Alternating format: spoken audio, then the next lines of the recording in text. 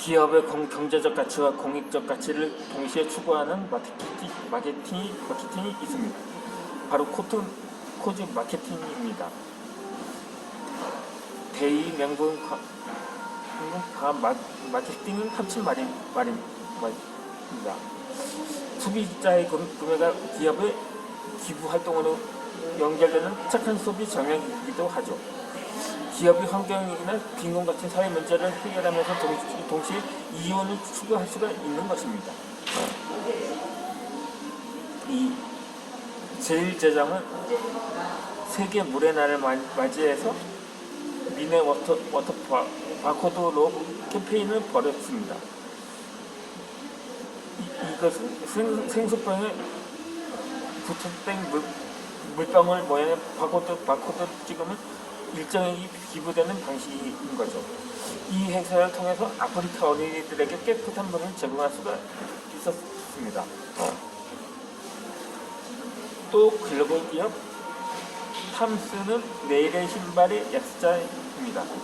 이 회사의 창립자인 블레이크 마이코스키는 아르헨티나를 여행하다가 맨발로 돌아다니는 어린이들이 많다는 사실을 알게 되었습니다. 그래서 그는 아이들이 신발을 신고 다닐 수 있게 해주기로 결심을 합니다.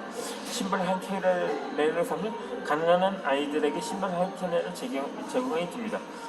안경을 사면 시각장애인들에게 치료비와 수술비를 지원해 줍니다. 그리고 커피를 사면 물이 부족한 지역의 생수를 공급해 주는 것입니다. 이 세계 인구 18억 명 가운데 10억 명은 비만과 과체중에 시달리고 10억 명은 기아에 허덕인다고 합니다.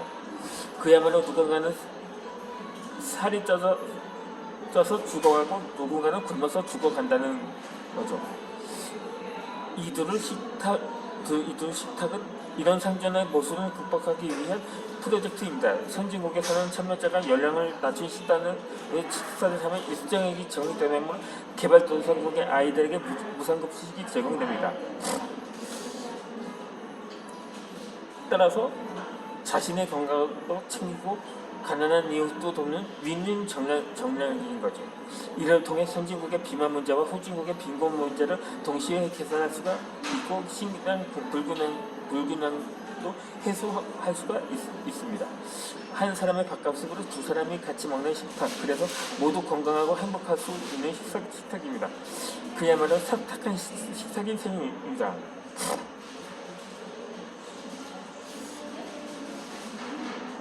이제 세상은 동맹, 공전을 외칩니다. 강자만이 살아남는 약육강식의 세계에서 강자만 살아남아도 결국은 그 무리 중에 또다시 강자를 뽑기 위해 피비린내나는 전쟁을 벌여야만 합니다.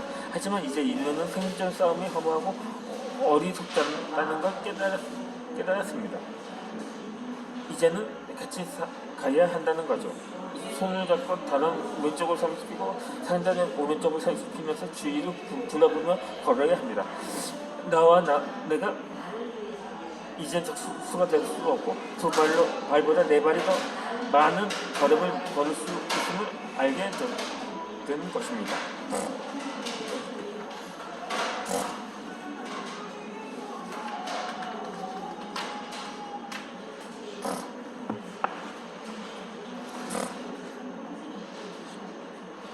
아집과 편견이라든가 독선을 상징하는 의미로 투로크루스테스의 침대가 쓰입니다. 그리스 신화에 등장하는 투로크루스테스는 아테네 교회 강가에서 거처하면서 지나가는 나그네에 자신의 집으로 초대합니다. 그리고 손님은 침대에 눕히고 손님의 다리가 침대의 길이보다 짧으면 늘려 죽이고 길면 갈라 죽입니다. 하지만 결국 자신도 자기가 저수도 똑같은 방식으로 영웅 테세우스에게 죽임을 당합니다. 그렇게 우리는 이중잣대의 길들을 있습니다. 내가 하면 로맨스, 남이 하면 스캔들, 내가 하면 초짠, 남이 하면 초기, 내가 하면 집념, 남이 하면 집착이라는 거죠. 자기 눈에 불법을 깨닫지 못하고 남의 눈에 티끌을 휘보는 데 익숙한 것입니다.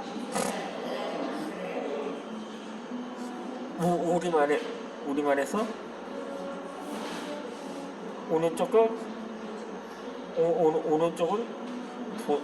본질적으로 뿌리가 같습니다.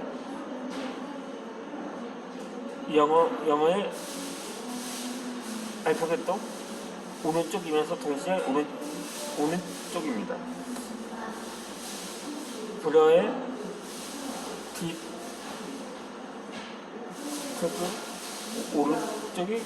오른쪽입니다. 독일어의 알트도 오른쪽 모두를 가리킵니다. 라틴어도 그렇고 한자도 그렇습니다. 일본어도 중국어도 마찬가지입니다. 심지어 우리는 오른손을 바른손이라고 합니다. 오른손이 오른손이고 바른손인 것입니다.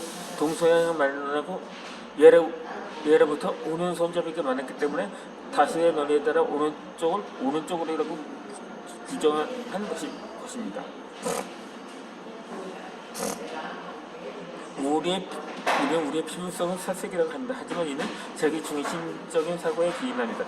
흑인의 살색은 검고 백인의 살색은 흰입니다. 우리의 피부색은 살색이 아니라 살구색이라고 할 수가 있습니다.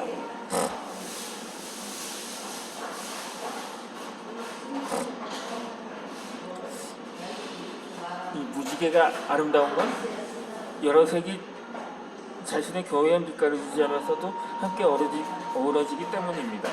차별을 정당화해서도 안 되고 정당화할 수도 없습니다. 다름은 인정되고 존중되어야 합니다. 이 히든 피겨스는 차별과 편견에 맞선 흑인 여성 과학자들의 삶을 조명한 영화입니다.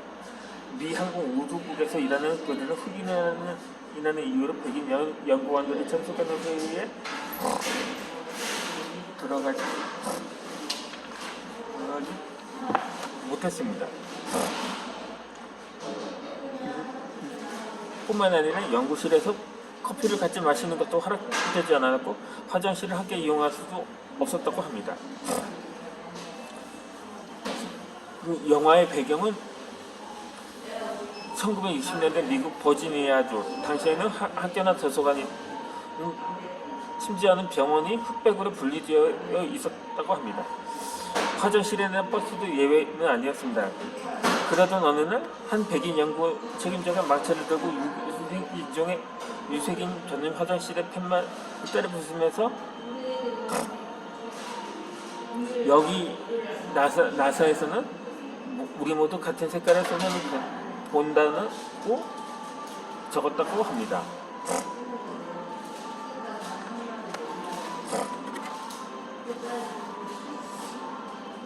따라서 공존은 다름을 인정하는 데서 시작이 되는 것입니다. 이 걸리버 여행기라는 동화는 영국 작가 조나단 스위프트가 지은 풍자 소설입니다. 이 주인공인 걸리버는 항해자도 폭풍우를 만나 정처 없이 떠돌아다니며 진지한 경험을 하게 됩니다. 소인국에서는 부족간의 전쟁에 끼어들게 됩니다. 한 부족은 삶의 단계를 뾰족한 쪽부터 깨야 한다고 믿고 다른 부족은 둥근 쪽부터 깨야 한다고 믿습니다. 달걀을 깨는 취향 차이 때문에 수차례 반란이 일어나고 수많은 사람들이 목숨을 잃습니다. 밤을 사랑하는 원숭이, 낮을 사랑하는 원숭이에서 해몽이와 달몽이 원숭이는 습성이나 식성이 너무 다릅니다. 주행성인 해몽이는 낮에 활동하고 밤에 잡니다.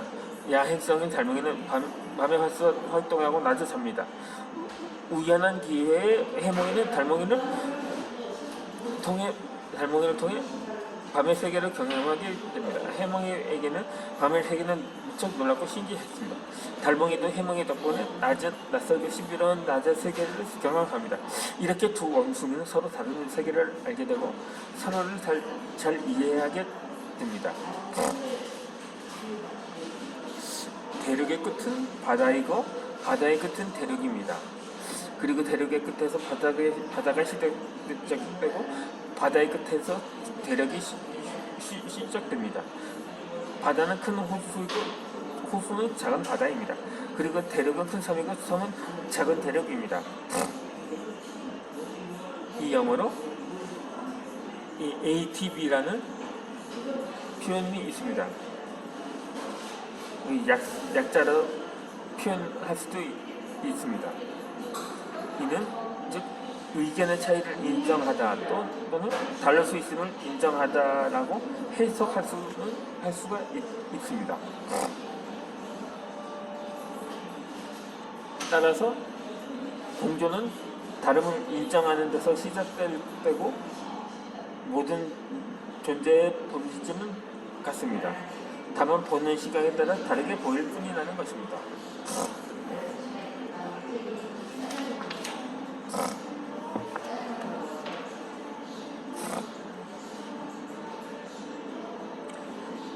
또 이런 말이 있습니다. 부모는 멀리 보라 하고 학부모는 앞만 보라 합니다. 부모는 함께 가라 하고 학부모는 앞서 가라 합니다. 부모는 꿈을 꾸라 하고 학부모는 꿈꿀 시간을 주지 않습니다.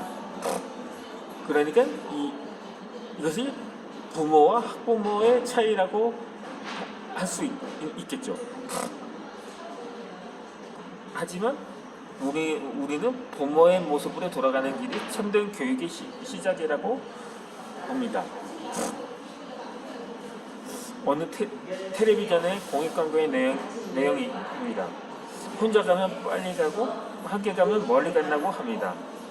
인생은 단거리 경주가 아니고 마라톤이라는 거죠.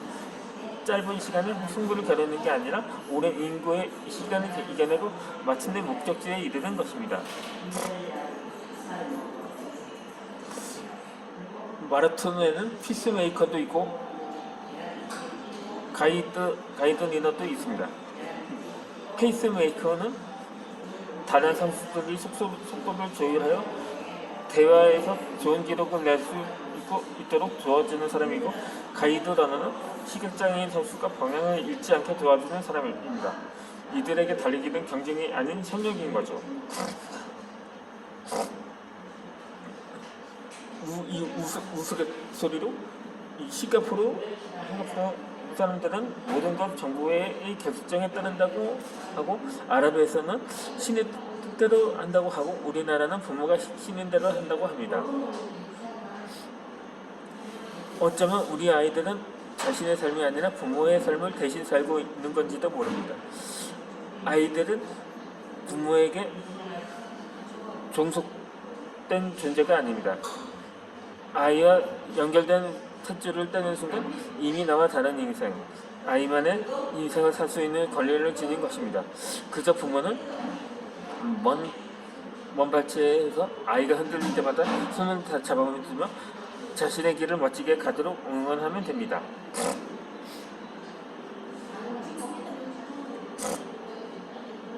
따라서 인간은 평생을 배웁니다. 가정에서도 배우고 학교에서도 배우고 사회에서도 배웁니다. 일찍 조기 유학을 떠나는 사람도 있고, 늦은 나이에 만하게 즐거움을 만끽하는 사람도 적지 않습니다. 쪽잠을 자면서 또 시간을 쪼개어 배웁니다. 배움을 통해서 얻는 기쁨이 그만큼 크고 달기 때문인 거죠. 그런데 일생이 반복되고 같은 자리에 오래 있다 보면 권태를 느끼고 타성이 적게 됩니다. 그럴 때는 새로운 자극이나 동기부여가 필요합니다. 새로운 기술이나 지식도 배울 필요가 있습니다.